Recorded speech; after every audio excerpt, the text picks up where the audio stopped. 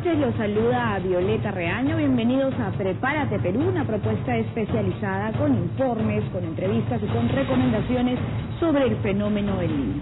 El día de hoy comenzamos informándoles que el ministro de Vivienda, Construcción y Saneamiento, Francisco Dumbler, informó que su sector ha limpiado el cauce de ríos y drenes en las regiones más vulnerables del país en un volumen que equivale a llenar aproximadamente 227 veces el Estadio Nacional de Lima, en el marco de las acciones de prevención por el fenómeno del Niño.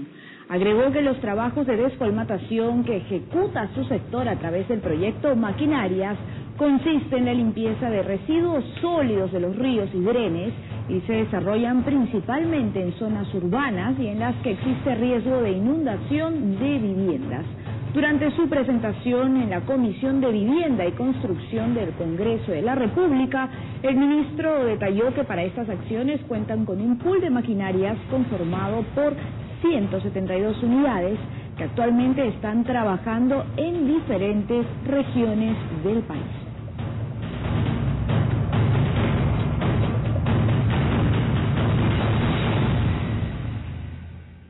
En tanto, el Ministerio de Economía y Finanzas aprobó diversas fichas técnicas de los distritos de la provincia de Talara en Piura para la ejecución de obras de prevención ante el fenómeno del Niño. Así lo dieron a conocer las autoridades distritales de la zona.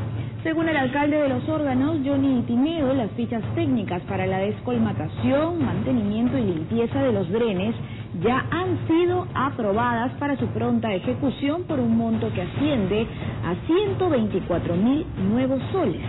Además, el alcalde de Máncora, Florencio Olivos, y el de Lobitos, Cristian Reque Yontop, anunciaron que el gobierno regional ejecutará obras de prevención con un presupuesto de 800.000 nuevos soles. En tanto, el Ministerio de Agricultura hará lo propio en las quebradas Fernández, Pariñas y Sichis.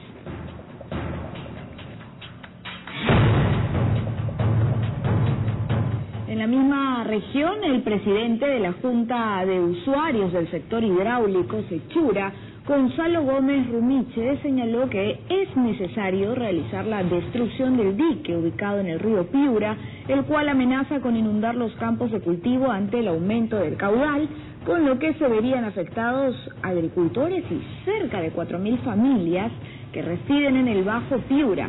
El titular de la Junta agregó que en ella se reúnen 13.000 hectáreas de cultivos aproximadamente, entre arroz, maíz, menestras, además de algodón, y que ante un eventual desborde del río, unas 20.000 familias dedicadas al agro se verían afectadas. Cabe destacar que este dique fue construido por la empresa América Potash.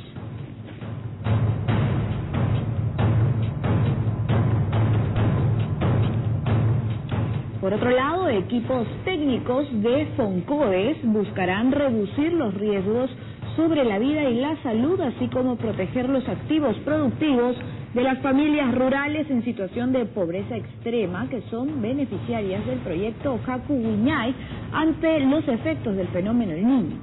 Para este fin, supervisores, especialistas territoriales y también facilitadores trabajarán en coordinación con los núcleos ejecutores y representantes de cada proyecto productivo, implementando estrategias y ejecutando acciones preventivas.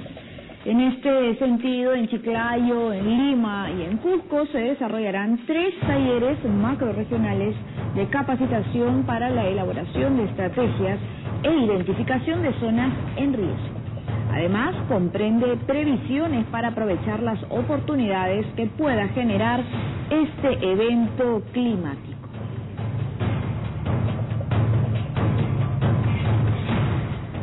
En otras noticias, Defensa Civil de Huánuco organizó un taller de gestión de riesgos de desastres, manejo y tipos de respuesta, esto con la finalidad de que todas las autoridades estén preparadas ante cualquier eventualidad ocasionada por el fenómeno del Niño. Veamos. La Municipalidad Provincial de Leoncio Prado, en coordinación con la Municipalidad Distrital de Santiago de Surco, realizaron el curso taller de gestión de riesgos de desastres, manejo y tipos de respuesta, con la finalidad de hacer frente al fenómeno El Niño en la región Huánuco. Los participantes aprendieron cómo realizar una evaluación de daños y análisis de necesidades, identificación de personas damnificadas, la evaluación y la construcción de un albergue en un eventual desastre, así como prácticas de primeros auxilios y manejo de extintores en casos de incendios. La finalidad es capaz no formar expertos, por una semana no se puede hacer, pero sí al menos darle los conocimientos básicos a un grupo nutrido de personal que trabaja en la municipalidad para que puedan empezar a desarrollar la misma experiencia que ya tenemos en Surco.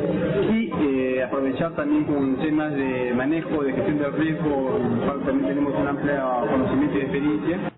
El curso estuvo a cargo de un equipo de la Subgerencia de Defensa Civil de Santiago de Surco, quienes compartieron sus conocimientos y experiencias adquiridas en Estados Unidos. En dicho taller participaron instituciones como la policía, el ejército, los bomberos, el personal de serenazgo, el sector salud, entre otros. Y se publicó el día de hoy en el diario oficial El Peruano la ejecución del simulacro por el fenómeno del Niño en las regiones de Tumbes y Piura en el marco del simulacro binacional Perú-Ecuador a realizarse el día de mañana jueves 12 de noviembre a las 10 de la mañana. La resolución ministerial establece que la institución encargada de las coordinaciones técnicas respectivas es el Instituto Nacional de Defensa Civil, INDECI. Detalla también que participarán en este ejercicio preventivo y de carácter obligatorio diversas instituciones del Estado, entre ellos los gobiernos regionales, provinciales y distritales correspondientes a estas regiones.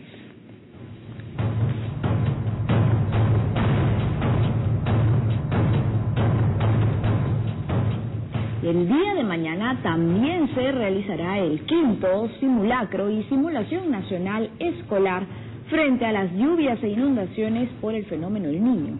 Tanto directores, docentes como alumnos de instituciones educativas públicas y privadas de las 14 regiones declaradas en emergencia pondrán en práctica las acciones de sus planes de contingencia en esta última jornada de prevención del año organizada por la Oficina de Defensa Nacional y de Gestión del Riesgo del Ministerio de Educación.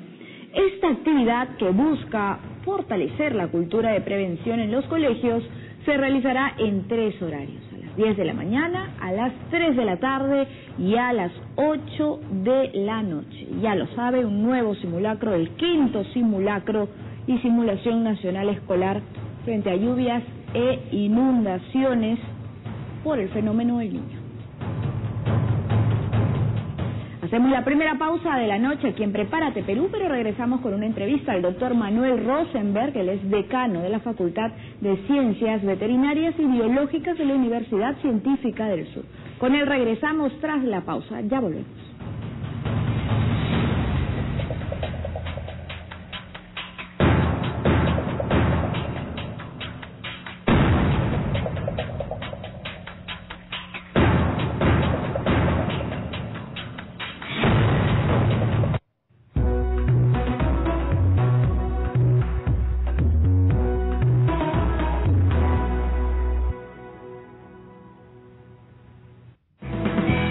Este domingo, TV Perú presentará un especial dedicado al próximo estreno de Nuestra Historia. Cuando hay crisis no hay derecho ni hay torcido, es cuestión de sobrevivir. ¿Acaso alguien nos regaló algo cuando éramos pobres? Real, conmovedora, intensa. Con los creadores, protagonistas y muchos detalles más de lo que podremos ver en esta nueva producción de TV Perú. La historia del Perú pasa por tu familia, por la sala de tu casa, por tu cotidiano. Y además hacerlo en una producción tan grande como esta, en una producción de época, en una producción con un criterio de trabajo de cámara distinto. Nuestra Historia, el especial, este domingo en doble horario, a las 5 de la tarde y a las 8 de la noche. Tu propia historia es nuestra historia. No la dejen de ver. Solo por TV Perú, mucho más que ver. Cuando era niño, qué lindo era llegar a las 12 en Navidad. Y quería que por primera vez mi hijo sintiera lo mismo. Si él se dormía, no sería igual. Hicimos de todo. Y llegaron las 12. No lo podía creer. Y cuando se durmió le dije a mi esposa: amor, ahora sí pon la hora que es. De toda primera vez nace un recuerdo que se convierte en tradición. Y de la mejor harina nace el mejor panetón, suave y esponjoso. Prueba Panetón Blancaflor y comienza una nueva tradición. Ante el fenómeno El Niño, Prepárate Perú. Identifica las zonas de seguridad y rutas de evacuación establecidas por las autoridades.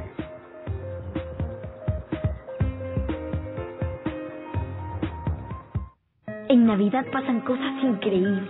Las luces convierten mi casa en un lugar brillante y el árbol nuestra sala en un lugar mágico. Pero lo más increíble pasa en la mesa. Cuando mi panetón Sayón la convierte en la mesa de Navidad. El panetón más rico y más suavecito. El panetón que nos une y nos hace más felices. Panetón Sayón, uniendo a las familias peruanas.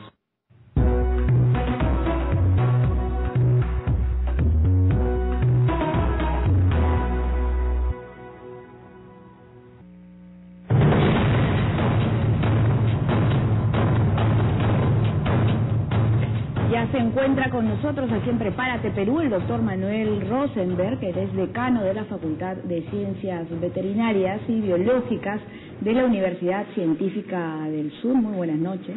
Buenas noches, señorita Reaño. Doctor Rosenberg, usted también es investigador, experto en temas ganaderos, además ha desarrollado hace muy poco una ponencia en relación con las perspectivas de la ganadería bovina nacional y los posibles impactos del fenómeno del Niño, ¿verdad? ¿De qué manera afecta el fenómeno del Niño al sector ganadero? Bueno, va a depender de la zona.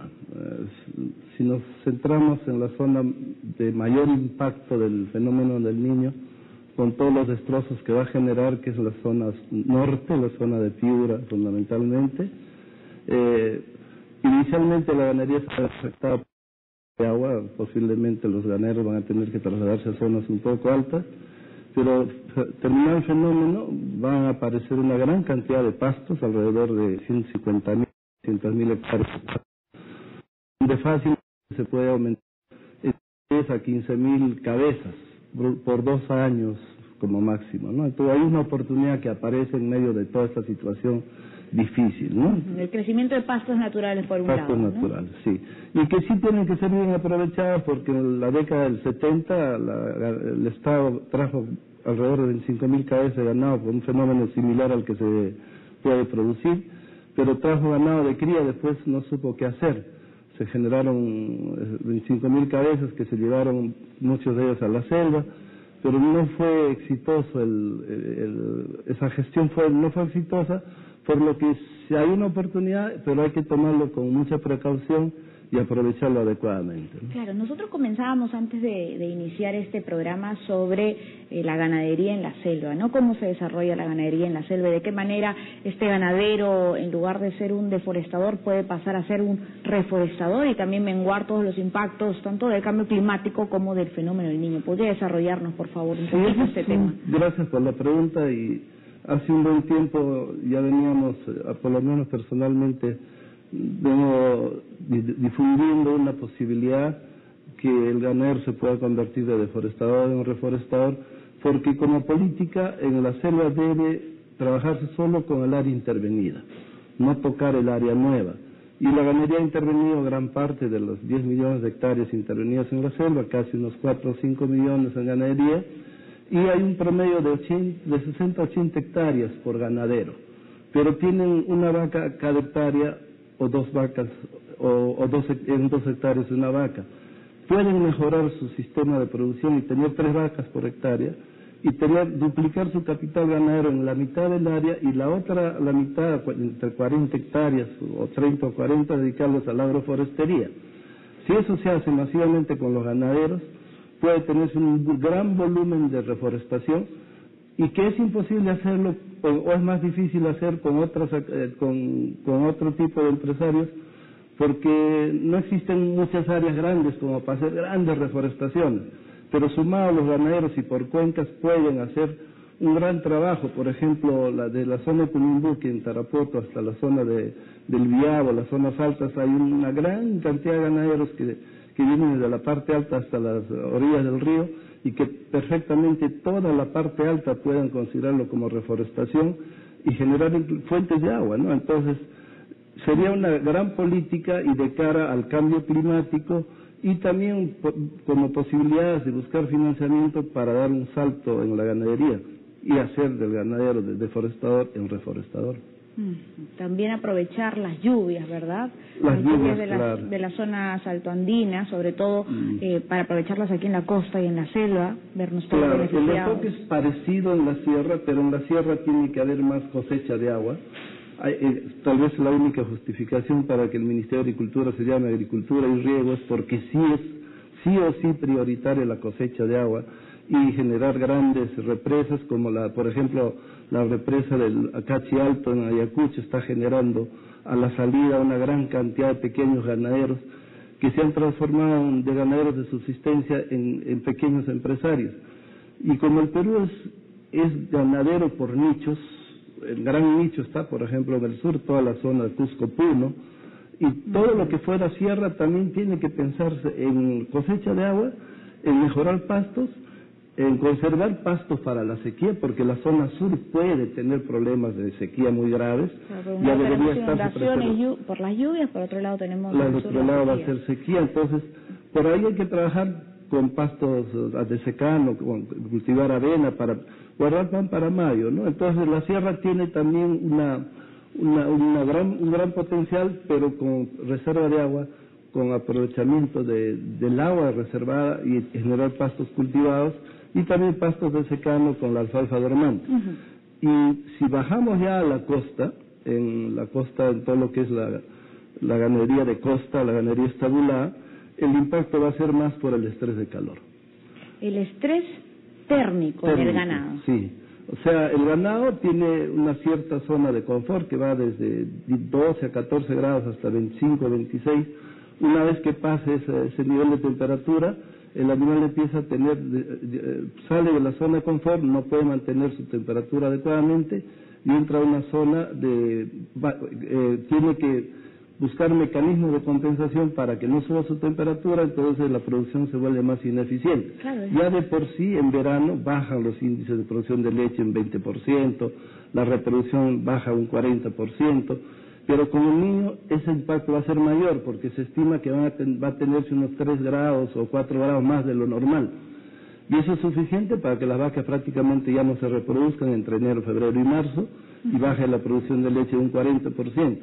Los ganaderos tienen que tomar medidas ya más conocidas por ellos, pero de repente implementarlos con mayor énfasis, que son ventilación forzada, aspersores, sombras, una serie de mecanismos que tienen que preparar desde ahora para no ser muy impactados en el verano, ¿no? A lo mejor cobertizos también para el ganado. Más que nada sombras, en la costa sombras, y las sombras lo más alto posible.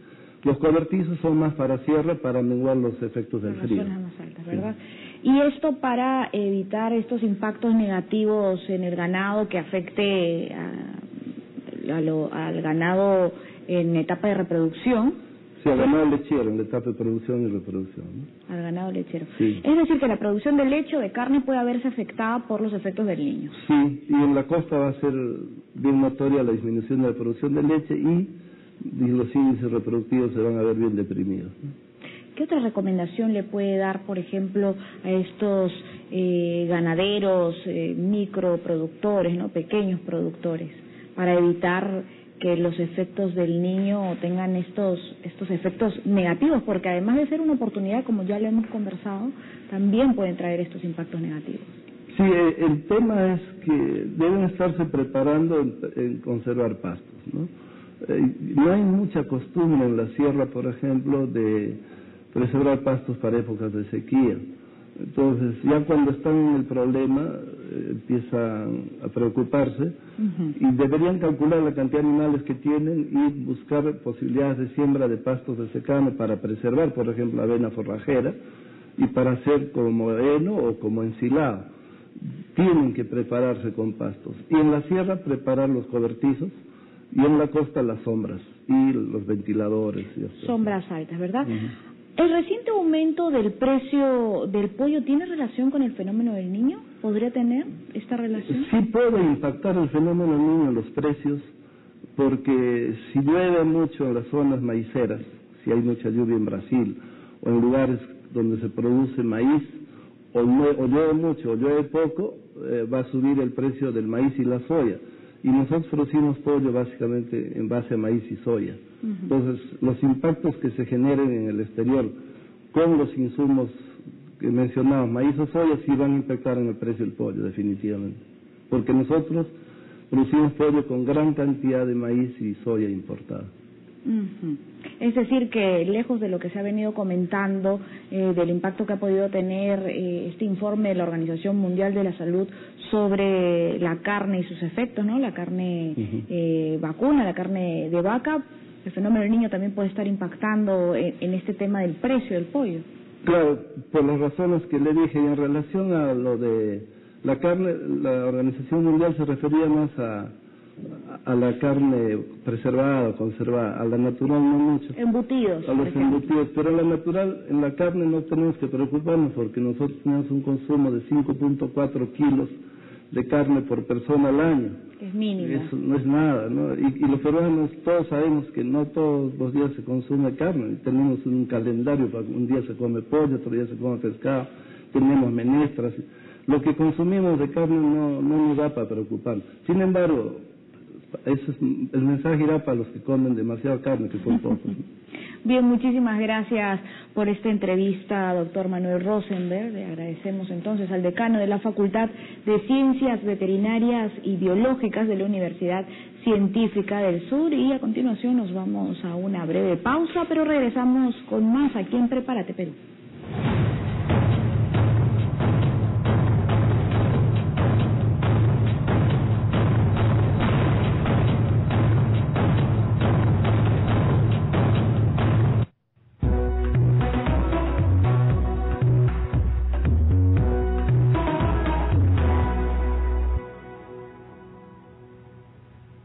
Nuestro cine. Las mejores películas de Iberoamérica, sin cortes comerciales.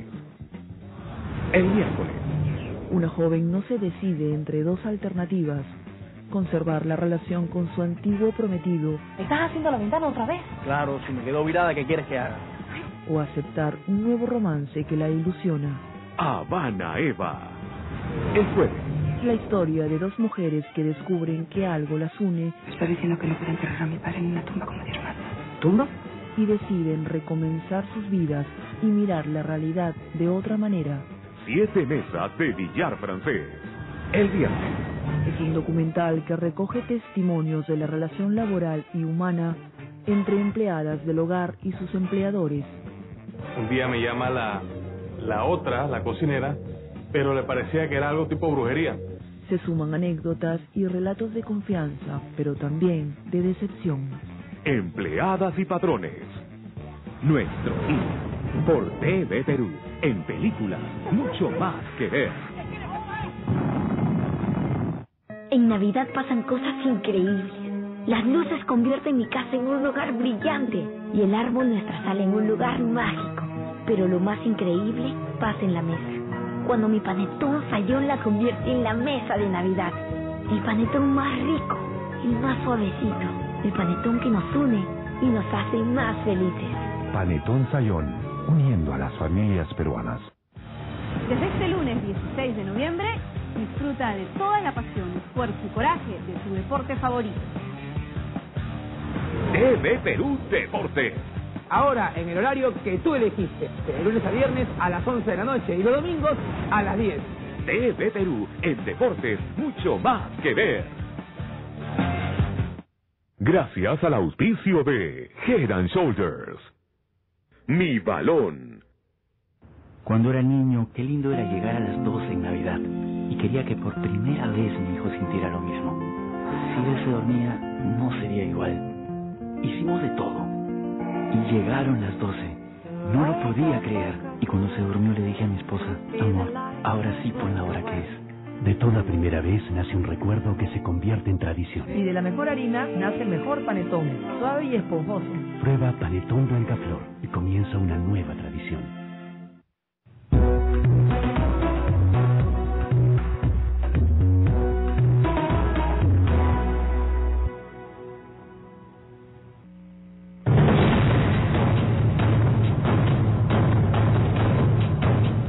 Continuamos con Prepárate Perú, un programa especializado en temas relacionados con el fenómeno del niño.